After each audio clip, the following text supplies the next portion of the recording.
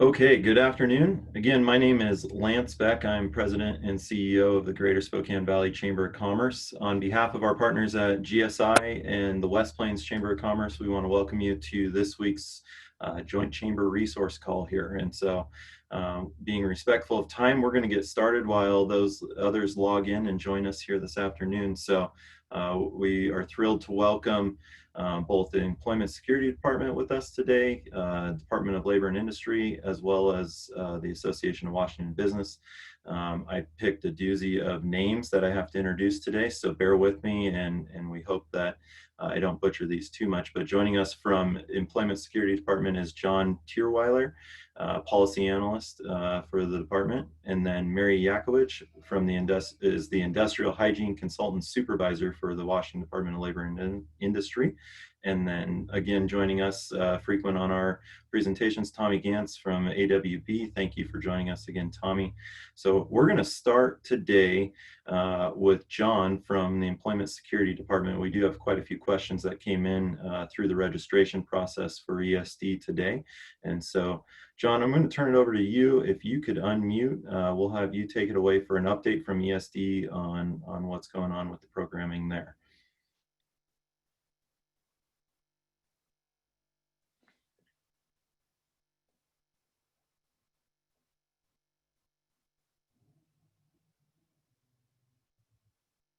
Looks like we're still waiting on John to log in here. So let me pivot on that, make one more announcement while we wait for him to get logged in.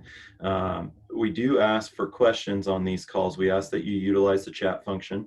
You can put your first name, last name in there, as well as your organization name. That will help our team at the Valley Chamber track down responses and get those back to you should we, for some reason, not be able to get your call answered or your question answered, excuse me, on the call. And so, again, utilizing the chat function, your first name, last name, along with your organization, that will allow us to follow up with you there. Additionally, if you have questions come in for after the call, you can reach us at info@SpokaneValleyChamber.org. Colin will throw that into the chat box there for you to be able to write down. But again, info@SpokaneValleyChamber.org. That will get you logged in and in touch with us there. And I'm trying to see, do we have John yet? It doesn't look like John is on yet. So, hey, Lance. Yeah. John just emailed me, said he's having trouble getting on, so I'm going to help him out real quick. Okay, perfect. Mary the same way. So I don't know if Tommy's on right now that she could. I did see Tommy, so let's pivot over to Tommy, and we'll bump Tommy. You go from third to first for an update on AWB and the PPE recovery portal that they've got going. So, Tommy, if you want to unmute, we'll have you go first. Sounds good. Can I share my screen? You can. Let me unshare this real quick. And you should be able to now. Let's do that. Okay, so I think I've shared this portal previously with the group. There is a new iteration coming out. I expect it to come out maybe next Tuesday. So if I'm going over some of the same things I showed last time, I apologize for that, but I'm going to also talk about some of the metrics that we've gotten from website traffic as well. And then I'll also briefly talk about what the next iteration will look like. So for those of you that haven't seen the portal, can you see my screen? Yes. Okay. This is what the portal looks like. There's more to come. I believe we're going to have at some point, I don't know if this is in the next iteration, but a heat map that will basically, we're trying to do is get it to link to the governor's site that shows what county what phase your county is in. And then also, we're also looking at maybe like a heat map or where the manufacturers we have in the database are listed. Right now, what we have on there is the toolkit and the PPE Connect portal. So the business toolkit, I know a lot of people are pretty familiar with the Madrona toolkit. That was our effort to sort of slim that down. For some of the smaller businesses out there, the mom and pop shops, people with probably 10 or less employees, the Madrona toolkit is, it can be a bit overwhelming. So we kind of did a high level takeaway from that that is high level enough that any business should be able to go in and utilize this. This business toolkit has some tips for successful reopening, how to use the toolkit, and then that's broken down into 2 areas: communicating with your employees and communicating with customers. And since I have this pulled up, I'll just go through the stats as I have that. So we've had on this site so far, which it went live, a soft live on the 22nd, but on the 26th is when we really started promoting this. So that's really when the traffic primarily started. We've had 7,455 unique sessions on the different pages between the toolkit and the PPE Connect portal.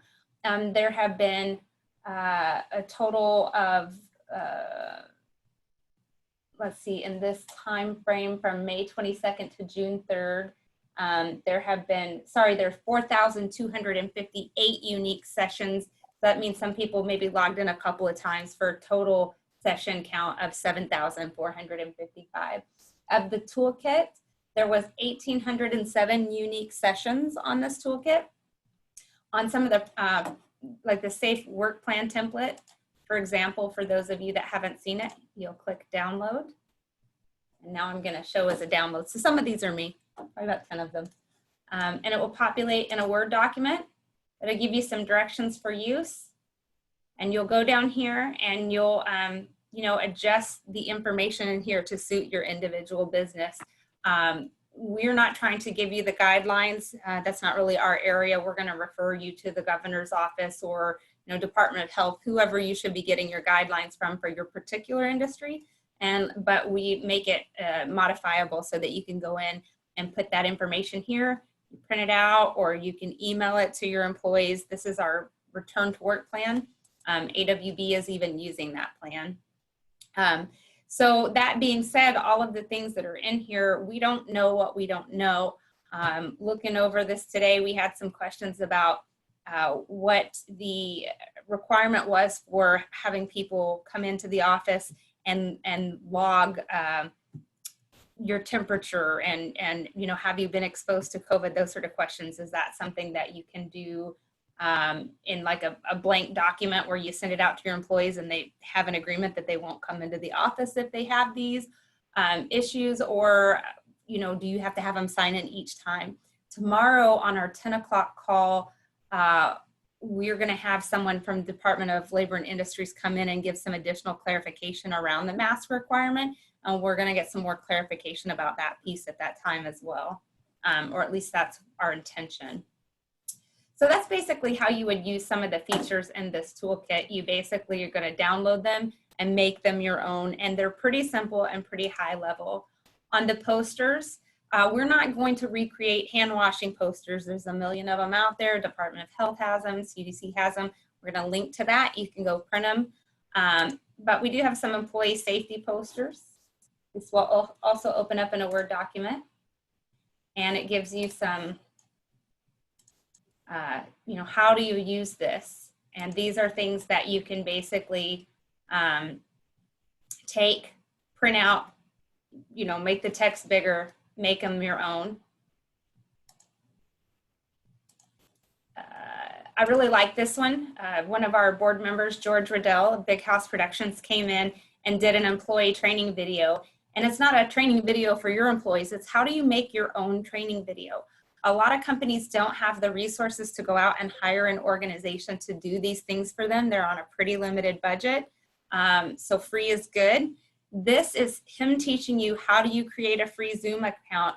How do you create a place to put this video once you've created it? How do you record yourself doing your own training video for your employees? It's pretty cool. I encourage you to watch it. It's about 8 minutes long. So that's one of the tools. Again, you've got some visitor logs in there. And then if we go down to the communicating with customers, which I think is a really cool area, you've got posters for customer communication. And I think a lot of these are great, and they're really, really simple to use. They tell you how to use it. and you basically just delete what you don't want or copy and paste what you do want into a new document. You know, I've got 5 people, put your company name or your logo in there, edit the header, and you can either print it out, use some clear tape, stick it on your storefront window, or you can take these to a printer, have them professionally done. It's really, the thing about this tool is it's adjustable to the needs of your business, and that's what's so great about it. Again, little, you know, 1-page posters that you can use depending on what works for your business, and some ways to adjust the information that should be adjusted there. It's a really great tool. And then we've got, let's say you're not super social media savvy, getting a lot of requests for stuff. You want to know how to communicate with people on social media about what you're doing as an organization. But, you know, social media is just not your forte. This is great. This gives you what the text is that you should say and a related graphic that they recommend that you use. And we have here some generic graphics on here. We have all these little graphics that you can download that go with these posts in this document. So it tells you which graphic that they recommend you use. And there's pages and pages of potential text for social media. So I found that one really cool and very helpful. Again, letters to your customers, email blast. And so this is just a really easy to use, very high level thing that should be helpful to a smaller business who doesn't have the resources to go out there and hire their own you know, team to do this. So for these downloads on the toolkit, it's had, let's see, 1,807 sessions. And then of the downloading of the Safe Work Plan template, over 1,000 people have downloaded that template and are using it in some capacity. Probably about 10 of those downloads is me demonstrating it. 800 plus people have downloaded the employee safety poster. The customer posters, another 700 people have downloaded those. The floor stickers, which I didn't show, are like if you're a small business and you don't have the resources to go to a printer and print out these vinyl decal floor stickers, you can print these out on 8.5 by 11 paper, tape it to the floor. You have your social distancing signage there. So that's how the business toolkit side works, and that's really a pretty good tool. But I think what most people are really excited about right now is the PPE toolkit. And the way this works, there is a new iteration coming. Right now, this is how this functions. You put in your information, and I'm a really fast typer. And you pick what type of product you need. I need ear guards, gloves, maybe some face shields. You hit submit. If you're a supplier and you want to be added to this, you're just going to click this button here. It says fill out the form, and you're going to fill out the form. It has some questions in it like, you know, what is your minimum order quantity? One of the limitations with that, and one of the things that's being corrected in the next iteration, is we ask you what your minimum order quantity is. But when you give us all these products, there's no way to distinguish between my MOQ for thermometers is 5, but my MOQ for disposable masks is 100. The new iteration is going to allow for that distinction so that requests aren't going to businesses who can only fulfill a small portion of that unless they'll have a clear understanding of what the request is for that organization. So you'll hit submit, and then you'll put in how many you need. I'll say I need 5 ear guards, just 1 face shield, and 10 boxes of gloves. That's the other challenge with this is this site functions really like matchmaker.com. We're really just here to say this person is a resource for this person. Let me make that connection. We are not able to get into the minutia of this differentiating between, do you want boxes of gloves or cases of gloves? Do you want gel hand sanitizer or spray sanitizer? That distinction is not there. In order to keep it simple and functional, we had to keep it pretty high level. So the product categories that you saw listed were what we have currently in there. I am adding them as we have more suppliers that makes sense to add them. Like I just added hand washing stations and hand sanitizer dispensers because we've had more and more manufacturers now who can provide that. So the way it works now is it populates based on the product where you have the greatest quantity. I asked for more ear guards than anything else, so you know, that's what I get. Or gloves, I can't remember, I think it's gloves that I asked for more of anything else. And so that's how it populates. The next iteration is going to have geolocation tagging. The downside is that the end user has to have that enabled on their computer. So if you're one of those people that always has your location turned off, it may not function as well. But the idea being that the person who is closest to you will populate first. So if you're in Spokane and a Spokane business is more important to you to support, that's part of your mission, that's the first person that's going to come up for you. And that will work for some of the distributors like Bargren Ellenson, who has multiple locations. It will populate once for the one closest to you, but it won't populate multiple times.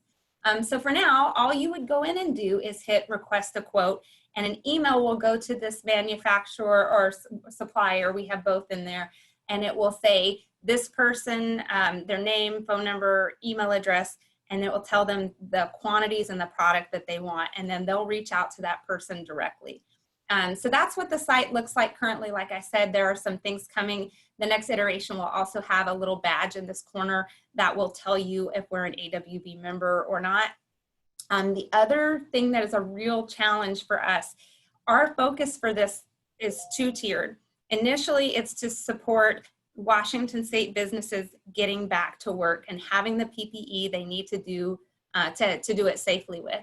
Secondarily, and the impetus for us getting involved is that we wanted to support Washington State manufacturers and Washington State businesses.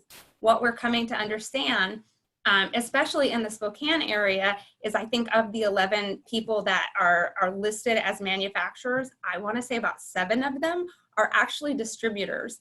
And of that, about half of those distributors have product from coming overseas. So we had a meeting in the committee and said, well, how do we want to approach this? And we decided that we wanted to add Washington State businesses.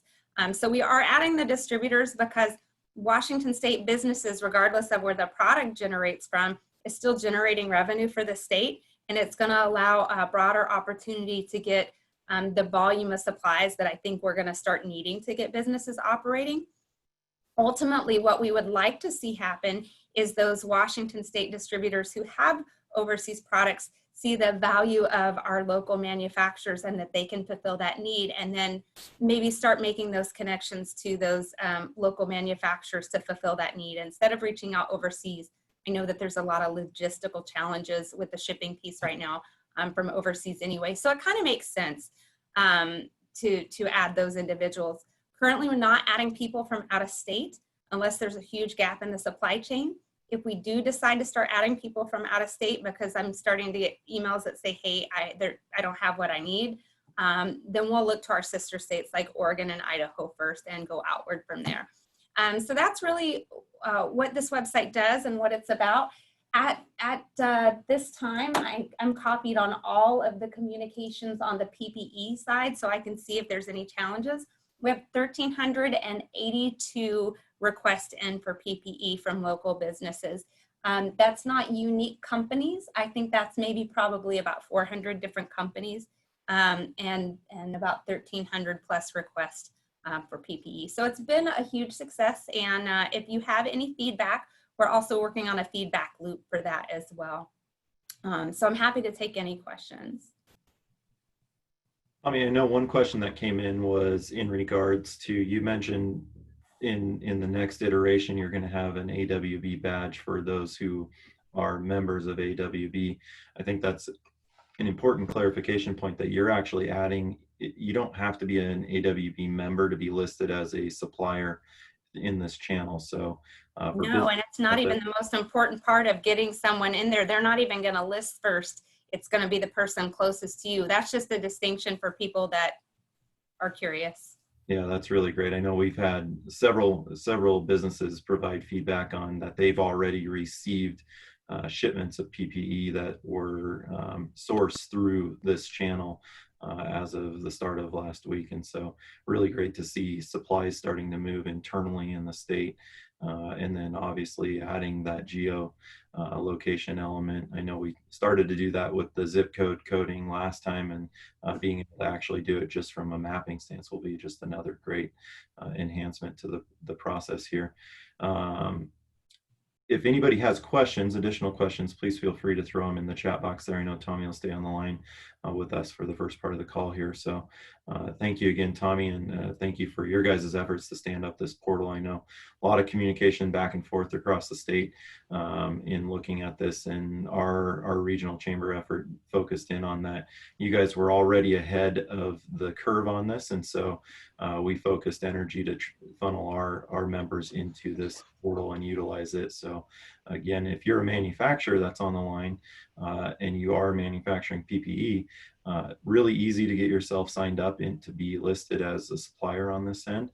Again, Tommy showed the link there. That's just at the bottom of the page as you first get to the reboundandrecovery.org site. And so again, make sure you put your information in there and get listed as a supplier. There is a lot of traffic going back and forth through this portal here statewide. And so just another avenue to be able to distribute PPE throughout the state. So thank you again, Tommy. I don't see any additional questions at this time, but if there are, we'll be sure to funnel them your direction. So thank you for joining us Thursday afternoon for yet another Zoom call. Appreciate it. Thank you so much. Yeah.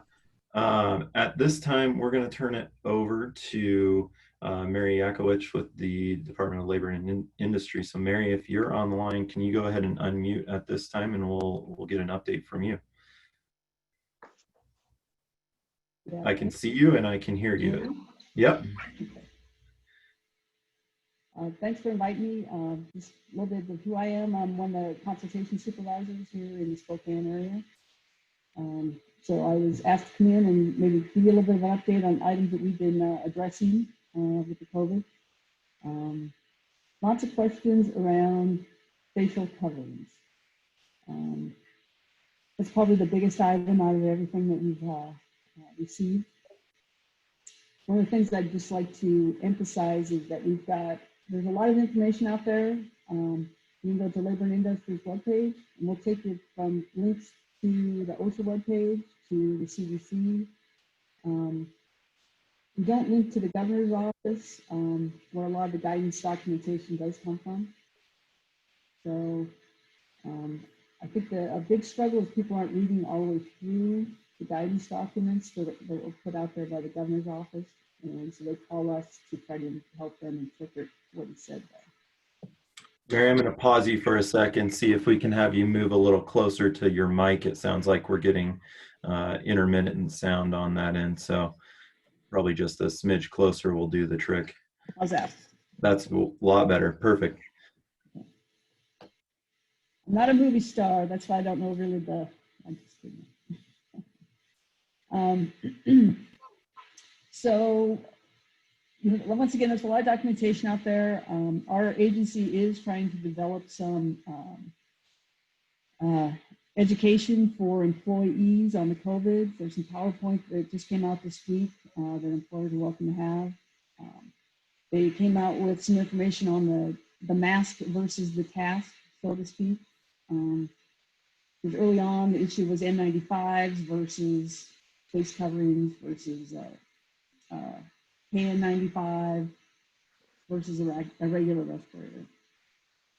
Trying to look here at my notes on what might be of use for your agency. There was a new proclamation, which I'm sure you all are familiar with, that came out on the 31st from the governor's office, which now mandates all employees will wear facial coverings.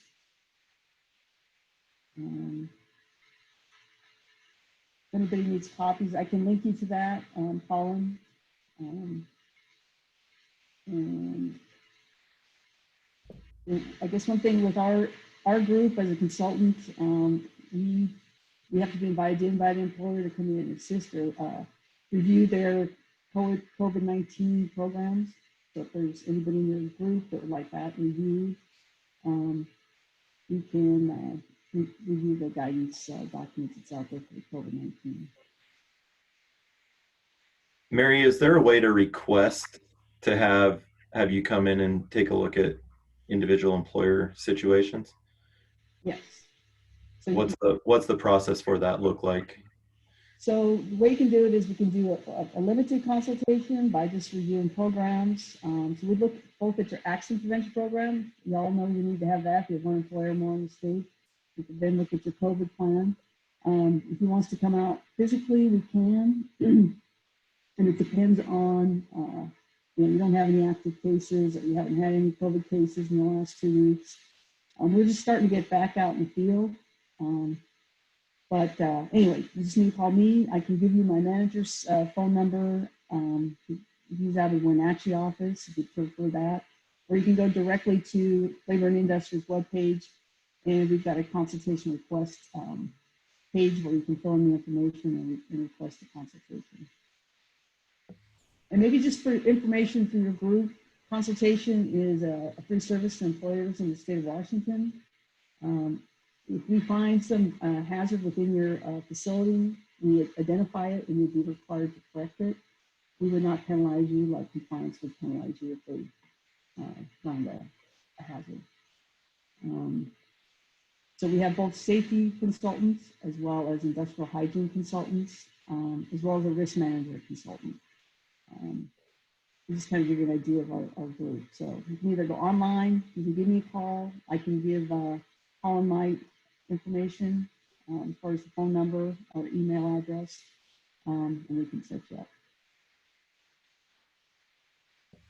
Okay, perfect. And we'll link to all of those links. We'll put those in the recap email that'll go out here before the end of the day on Friday. We did have a couple questions come in for you, Mary.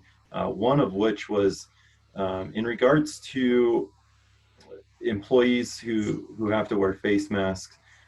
If they're interacting with clients and they're behind plexiglass and are safe distance, do the employees still have to wear a mask in that instance? Colin, I think that just before pretty much we got online here, I'll tell you I'm going to defer it because I'm going to ask my technical person in Tumwater. A lot of these questions are going off to them. Gotcha. So I will get back to Colin and the person who asked the question. He gave me that information as well. Okay, so we'll follow up with that. Yeah. So the problem is, Lance, so many questions have come in. You know, there's a lot of them we know, but there's some that we have to ask our technical group for their response on it, and then we submit it out to the public. Mary, do you know where's the best documentation to find for guidance out there from a technical perspective, right? From what perspective, Lance? On developing your COVID plan, or? I guess on general business practice. So I think the challenge that our employers are seeing, that we're hearing repeatedly, is that they're open, but as guidance consistently is changing, where's the best resource to keep track of? So in that particular instance, so if you have plexiglass in place, you're 6 feet apart, but you are interacting with the customer, I think there's confusion. Where should somebody look for an answer like that, short of calling and asking for technical assistance? Unfortunately, you're going to have to call and ask the question, because it's not like there's a page of interpretations out there. Okay. And COVID-19 is so fluid. Some of our guidance has changed from a Monday to a Friday. Early on with construction, it changed from a Monday to a Friday, and I don't have any control over that. That all comes from headquarters in Tumwater. So we've compiled some answers to some questions. So we have some locally on my desktop, but the agency does not have a question and answer spot on the webpage. Sorry.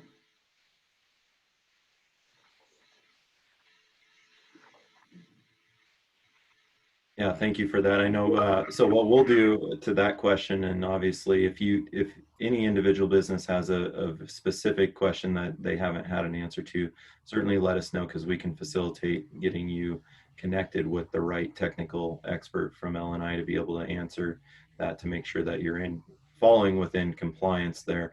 And so you can email us again, Colin, put that email address in there at info@Spokane Valley Chamber.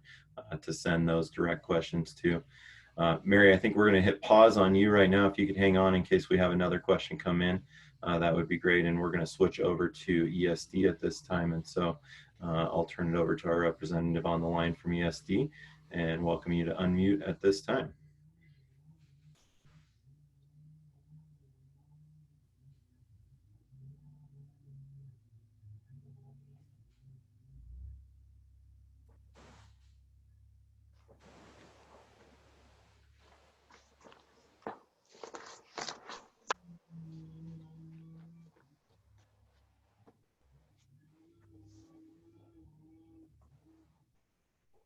Colin, did we lose John again? He didn't text me. He said, or he didn't email me. He said that he was on. Okay. He may be on by phone, so I'd mentioned the *6. John, if you're on a phone, please go ahead and hit *6 and that should unmute you. Hello, can you hear me now? We can, there we go. Oh, great, fantastic. Sorry about all the technical difficulties I've been having and for joining the call late. Yeah, this is John Trierweiler. I'm with the Employment Securities Department. Good afternoon. Thank you for giving me the opportunity to speak a little bit about unemployment fraud and other matters. First of all, with respect to the fraud discussion, let me just say up front, I've been instructed to limit my information as far as what I relate to the general information which exists currently on our agency website. And this is strictly because the fraudulent activities that have been occurring. Hello? Can you hear me? Yep, we can. Sorry, we had an unmuted line. We got that taken care of.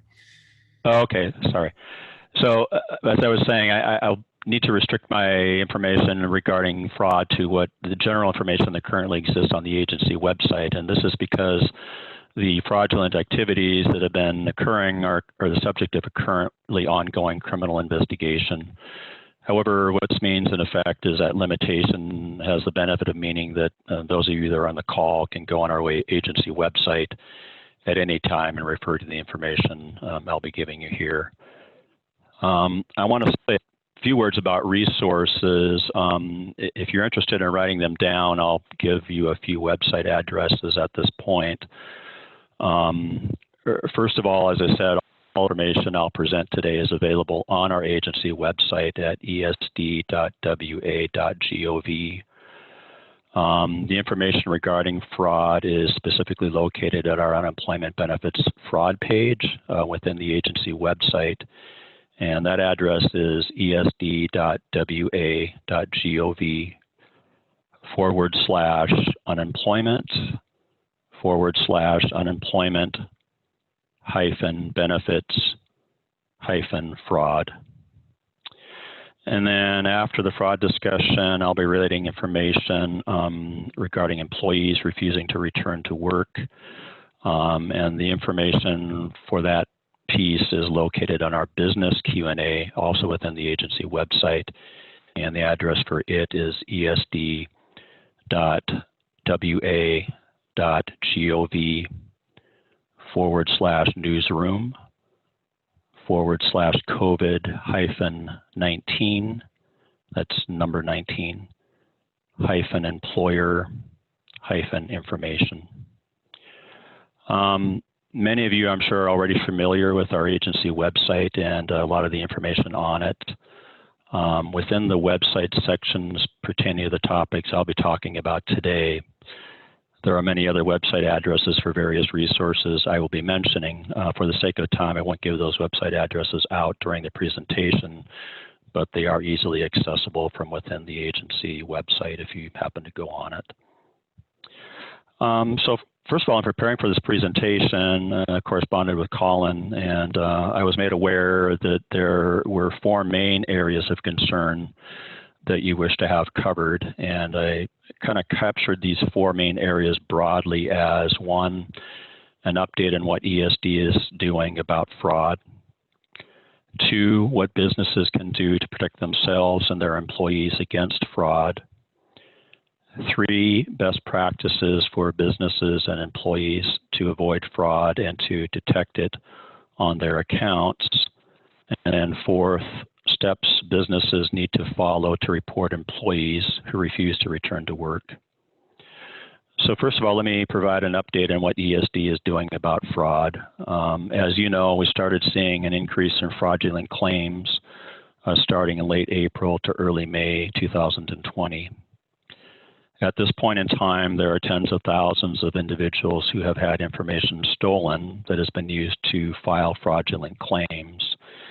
And we believe that the financial cost of this fraudulent activity translates into the hundreds of millions of dollars. The department is working currently with federal and state law enforcement agencies, banks, the U.S. Department of Labor, and the Secret Service to recover as much of this money as possible. And as I stated, this is an ongoing criminal investigation. There's 3 measures that the department is taking in order to attempt to prevent unemployment imposter fraud. The agency is working with other states and the federal government to cross-match data to detect fraud, hiring additional fraud investigators, and continuing to use standard and creative information security practices, and delaying payments to claimants for 2 calendar days in order to allow time to investigate and to identify any that may be fraudulent. As far as the holding up of unemployment benefits, to allow for the additional review that works in this manner. Weekly claims that are filed are normally processed for payment at the end of the day they are submitted.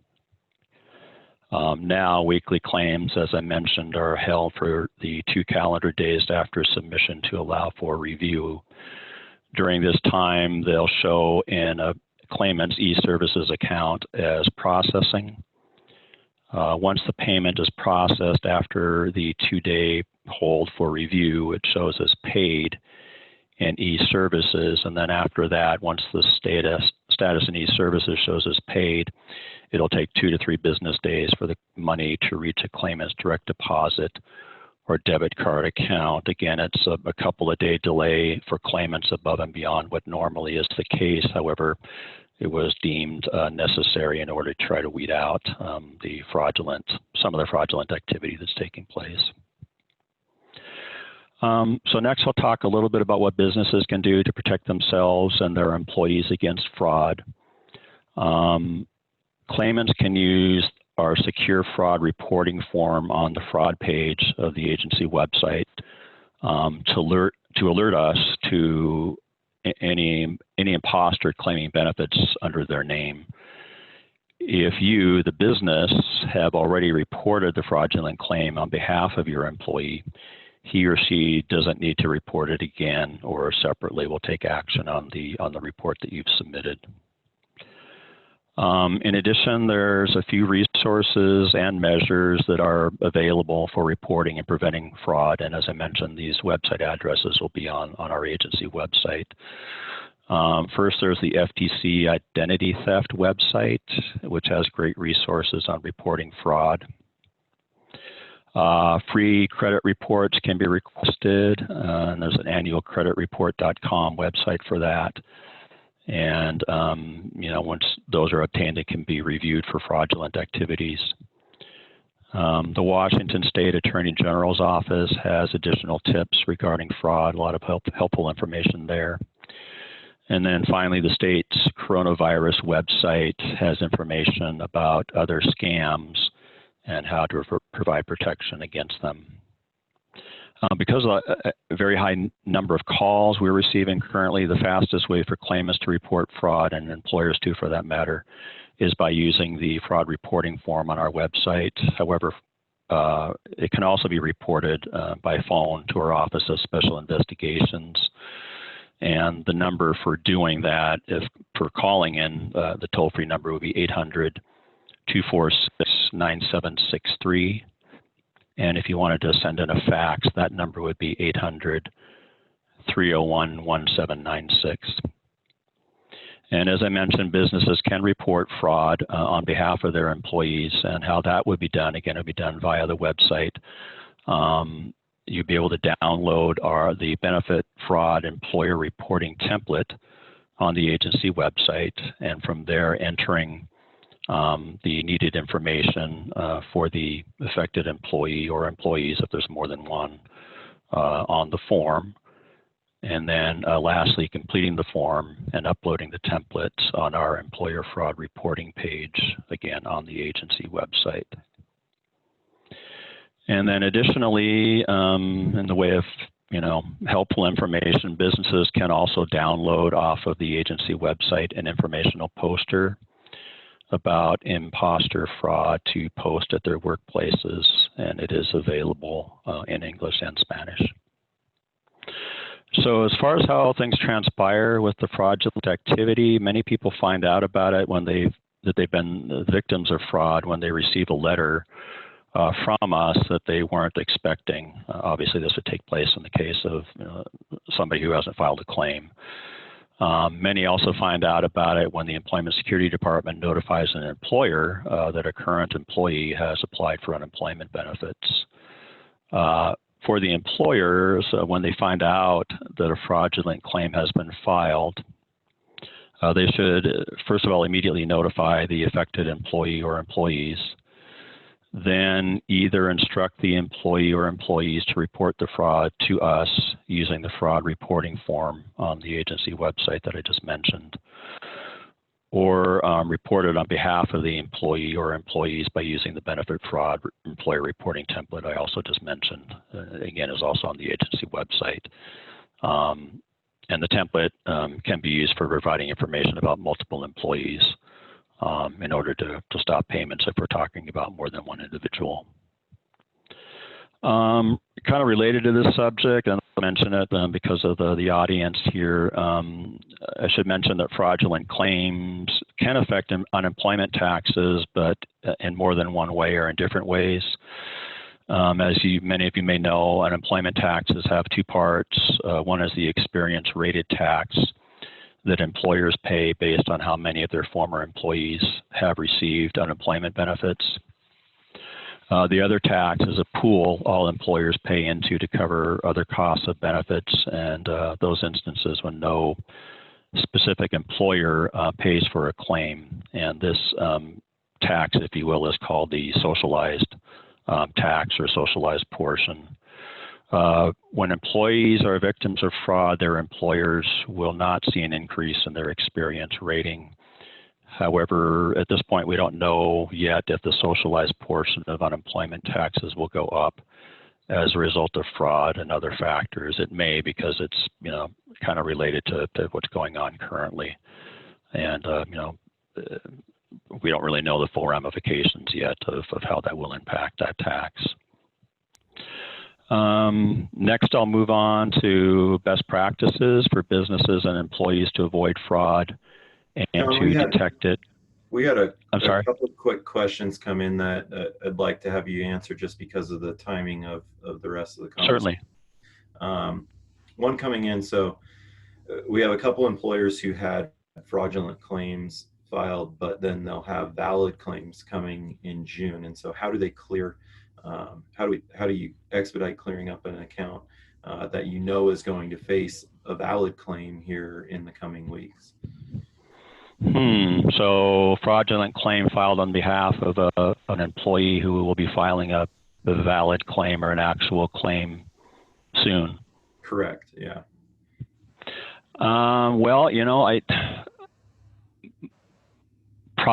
I'm guessing, and it is kind of a guess because I'm not sure exactly how it will play out. We may want to contact OSI, and I can do that for a definitive answer. But, a fraudulent claim is, just that, is fraudulent, so it doesn't have any validity from an unemployment standpoint. So I would I'm guessing what they're probably going ahead and doing is immediately canceling the claims that have been filed fraudulently. So it would no longer be in existence at the point that the actual claim needs to be filed. Naturally, there probably might have to be some follow-up just to confirm that that is the case, but my understanding is that OSI is going in and immediately canceling these claims that are filed fraudulently. So I would think it wouldn't have any impact on an actual claim when it comes to be filed. Okay, and then confirming if there is a fraudulent claim, is it both the employee and the employer that need to report it, or does just one of them need to report the fraudulent claim? Just one of them needs to report it, yes. And there are separate forms on the website for that purpose. And I think they're both located on the actual fraud page. But no, if the claimant has gone ahead or the employer has gone ahead initially, the other party does not need to do it. And do you have the URL for the fraud site, the fraud reporting site? Yeah, I gave it initially. Let me get back to that.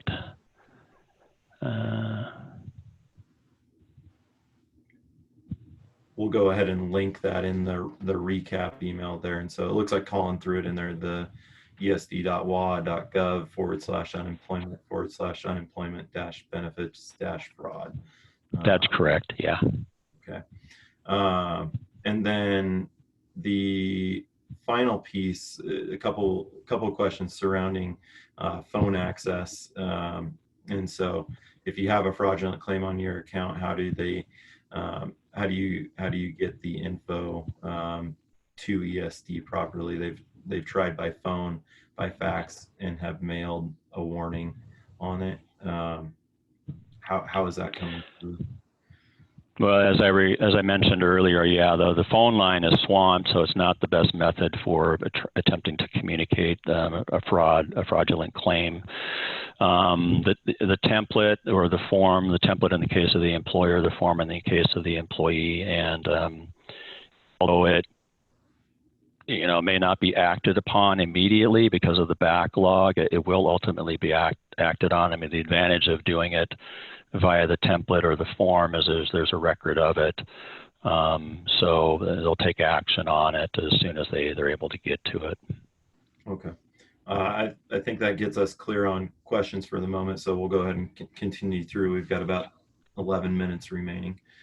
Okay, I'm sorry for, let me step it up here a little bit. So regarding best practices for businesses and employees to avoid fraud, as stated previously, many people are the victims of fraud when they find out that they've gotten a form that they weren't expecting because they didn't file a claim, or the employer will get a notification and then they'll notify the employee.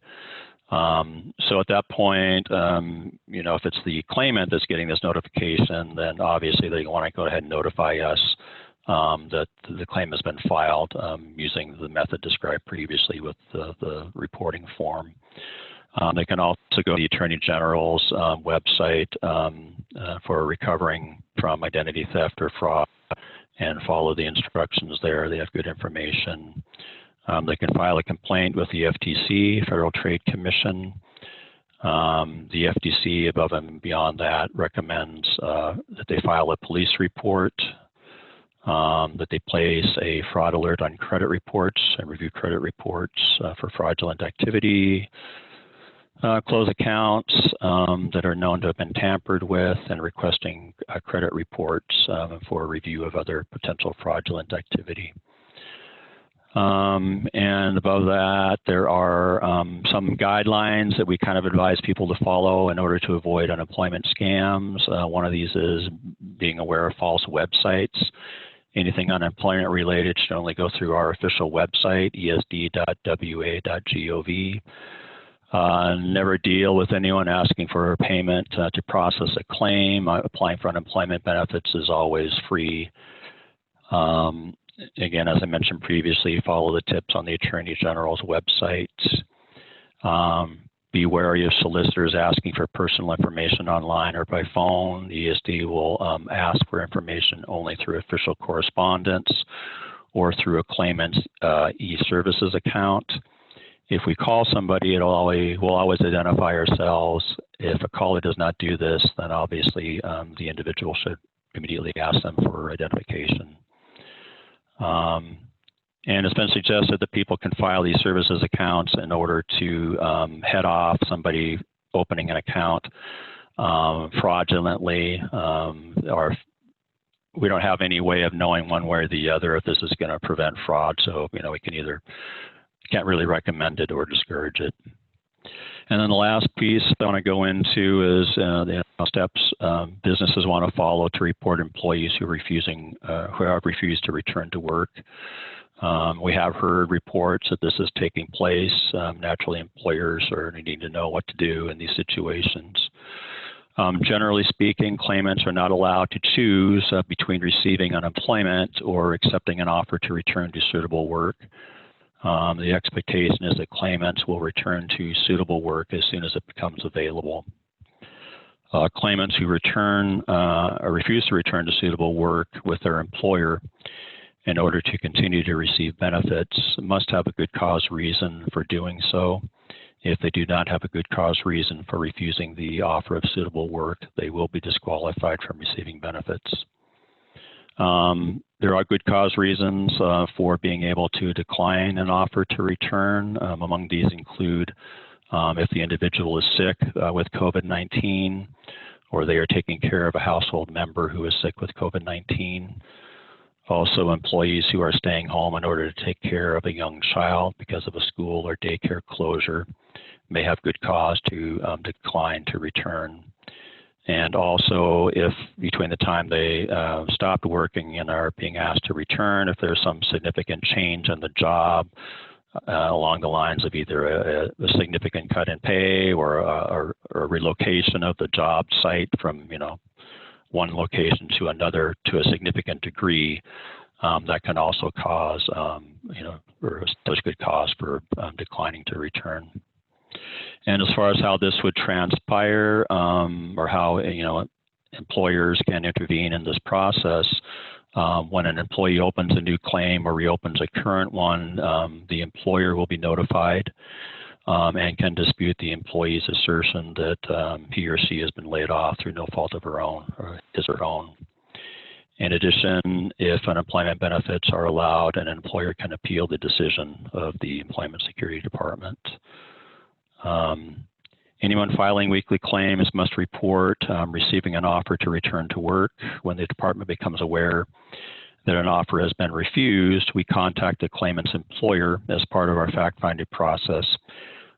This is conducted to determine if there's going to be continued unemployment benefit eligibility. Employers may also contact the department to report that an employee has refused to accept an offer to return to work, and they can do that through their e-services account if they have one, or by just sending information into us via the claim center. And lastly, I'll say there are individuals who do not report on their weekly claims that they are not able and available for work, that they refused an offer of work, or that they received earnings. Such action constitutes fraud, which is made up. Failure to provide correct information can result in a denial of benefits, an assessment of an overpayment and penalties, and possible criminal prosecution. So that concludes my presentation. Thank you for your patience, and thank you for listening. Are there any questions?